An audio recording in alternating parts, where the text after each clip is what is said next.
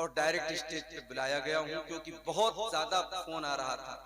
3-3, 4-4 लोग फोन कर रहे थे, मौलाना कहाँ हैं आप, कहाँ हैं आप। मैं तो जवाब देते देते थक गया भाई। कोई एक आदमी फोन कर ले काफी। फिर ये फोन आया कि नहीं, आप डायरेक्ट स्टेज पर आइए, पब्लिक जा रही है, लोग जा रहे हैं। और मुझे भी इस बात का एहसास है, सर्दी का मौसम है। और बड़ा मसला सीमांचल के जलसों का ये है, कहीं अगर मैं जल्दी निकलना चाहता हूं तो वहां ये प्रॉब्लम है कि नहीं साहब आपको देर तक रहना है, आप बोल करके चले जाएंगे तो पब्लिक चली जाएगी। और कहीं अगर मुझे आने में कुछ देर हो रही है तो वहां मसला है कि नहीं साहब आप जल्दी आइए, आप नहीं आ रहे इसलिए पब्लिक भाग रही। जल्दी निकलने में भी मसला है, देर में आने में भी मसला है।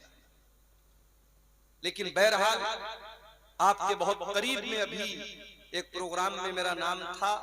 मैं रात में 3 बजे पहुंचा, सारी पब्लिक जा चुकी थी, स्टेज खत्म हो चुका था, प्रोग्राम में शामिल नहीं हो पाया। कम से कम उस लिहाज से देखा जाए तो आज मैं आपके यहाँ, देखिए अब ये यूट्यूबर की वजह से ये माइक जो है ना, ये बराबर रुकू की हालत में रहे। अब या तो इसको हम सारा माइक हटा दें, वो जितना भी आप सीधा करें फिर रुकू में चला जाए, नहीं सीधा होना।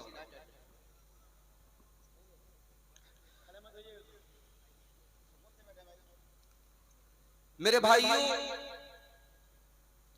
हम और आप इंसान, और इंसान के बारे में अरबी में कहावत है, अल इंसान मुरक्कब मिनल खतई वल निस्यान।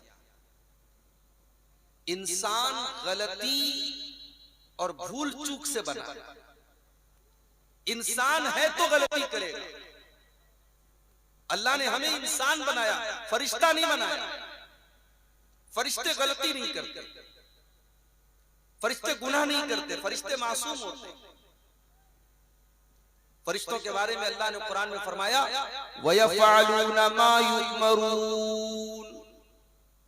फरिश्तों को जो ऑर्डर मिला है, जो हुक्म मिला है, वो अल्लाह के हुक्म को पूरा करते हैं और टस से मस नहीं होते। अल्लाह ने जो ड्यूटी जिस फरिश्ते को दी है, वो अपनी ड्यूटी पूरी तरीके से अंजाम देते हैं।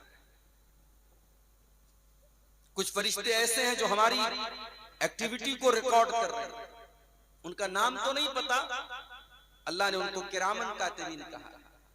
व इन्ना अलैकुम लहाफिज़ीन किरामन कातिबीन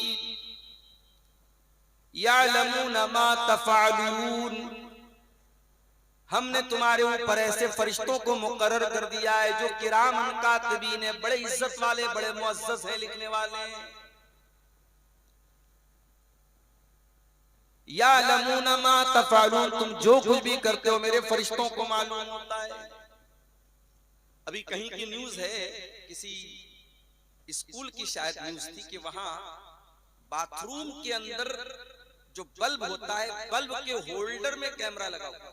इतना कमबख्त था उस स्कूल का मैनेजर कि जाहिर है कि स्कूल है या कॉलेज है, लड़के भी पढ़ रहे हैं, लड़कियां भी पढ़ रही हैं, तो उसने बाथरूम में उनके वीडियोस को रिकॉर्ड करने के लिए बाथरूम के अंदर जो बल्ब होता है, बल्ब के होल्डर में कैमरा छुपा दिया।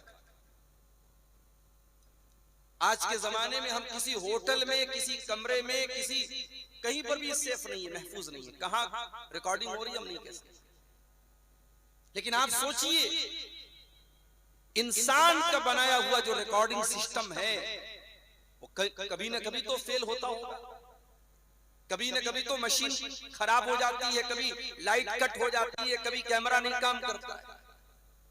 मगर अल्लाह ताला ने हमारी और आपकी हरकतों को रिकॉर्ड करने के लिए जो रिकॉर्डिंग सिस्टम रखा है, उस पर फरिश्तों को तैनात किया है।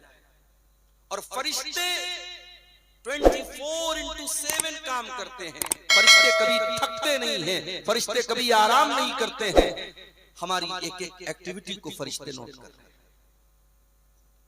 अल्लाह ने मौत के फरिश्ते को मुकर्रर किया। अगर मेरी मौत लिखी है कल सुबह 4:55 पर, तो मेरी मौत 1 सेकंड पहले भी नहीं आ सकती और मेरी मौत 1 सेकंड बाद भी नहीं आ सकती। मौत के फरिश्ते को अल्लाह ताला ने जो टाइम उसको हुक्म मिला है, इस टाइम तुझे फला की रूह कब्ज करना है, फला की जान लेना है, वो ले लेगा। फरिश्ते ऐसे होते हैं, हम फरिश्ते नहीं हैं, हम मासूम हैं, हम इंसान हैं, हम मासूम नहीं हैं, फरिश्ते मासूम हैं। हम आदम अलैहिस्सलाम की औलाद, आदम अलैहिस्सलाम जन्नत में रह रहे थे अपनी बीवी हव्वा के साथ, वहां ना नमाज पढ़ना था, न रोजा रखना था, न कोई इबादत करना था, बस जन्नत में रहना है, खाना है, पीना है, एंजॉय करना है। अल्लाह ने खुली छूट दे दी। वकुल्ना या आदम उस्कुन अंत व ज़ौजुकल जन्नह, ऐ आदम और हव्वा तुम दोनों जन्नत में रहो, जो चाहे खा लो, जो चाहे पी लो, इल्ला हाज़िहि शजरा, सिवाय एक दरख्त के उसके करीब न जाना, फतकूना मिनज़ ज़ालिमीन, वरना तुम ज़ालिम से हो जाओ। एक दरख्त, हजारों चीजें जन्नत में खाने की मिली हैं, एक पेड़ है, एक दरख्त है, अल्लाह ने कहा इसके पास मत जाना। आदम अलैहिस्सलाम और हजरत हव्वा उस पेड़ के पास नहीं जा रहे थे, शैतान आया, शैतान आया भेष बदल करके, और शैतान ने कहा कि ऐ आदम, ऐ हव्वा, ये जो पेड़ है ना, इस पेड़ को खा लोगे, ये अमृत है, इसको खा लोगे हमेशा जन्नत में रहोगे, फरिश्ते बन जाओगे तुम। उसने अल्लाह की कसम भी खा करके ये बातें बताई। कुरान कहता फदल्लाहुमा बिगुरूर, शैतान ने कसम खा करके, झूठे वादे करके आदम को और हव्वा को बहका दिया। यहां एक बात और बता दूं, बाज लोग ये समझते हैं कि शैतान ने हजरत हव्वा को बहकाया और हव्वा ने हजरत आदम को बहकाया, यानी गलती असल ऐसा नहीं है। कुरान दोनों को जिम्मेदार करार दे रहा है। फ़अज़ल काना फी, शैतान ने आदम को भी बहकाया, शैतान ने हव्वा को भी बहकाया, दोनों को फिसला दिया। दोनों को शैतान ने उस पेड़ के करीब, जिसके करीब भी जाने से अल्लाह ताला ने मना किया था, शैतान के बहकाने पर दोनों ने उस पेड़ के दरख्त को, उसके फल को खा लिया। अब जब खा लिया तो अंजाम क्या हुआ? दोनों के बदन से कपड़े उतर गए, दोनों नंगे हो गए, आदम भी नंगे, हव्वा भी नंगे। कुरान कहता है फतफिका यक्सिफानी अलैहिमा मिन वरक़िल जन्नह, आदम और हव्वा दोनों जन्नत के पत्तों को तोड़ तोड़ करके अपनी शर्मगा को ढांपने लगे, अपनी बॉडी को कवर करने लगे, नंगा रहना पसंद नहीं किया। आज दुनिया में तरक्की की अलामत है, गोवा में चले जाओ, बड़े बड़े बीचेस पे चले जाओ, समंदर के किनारे मादर जात नंगे मर्दों औरत पड़े हुए हैं, और इसको दुनिया तरक्की का नाम देती है, इसको दुनिया फैशन का नाम। ये नंगे रहने वाले, ये बरहना रहने वाले, ये बेहया और बेशरम लोग, ये इंसान कहलाने के भी काबिल नहीं।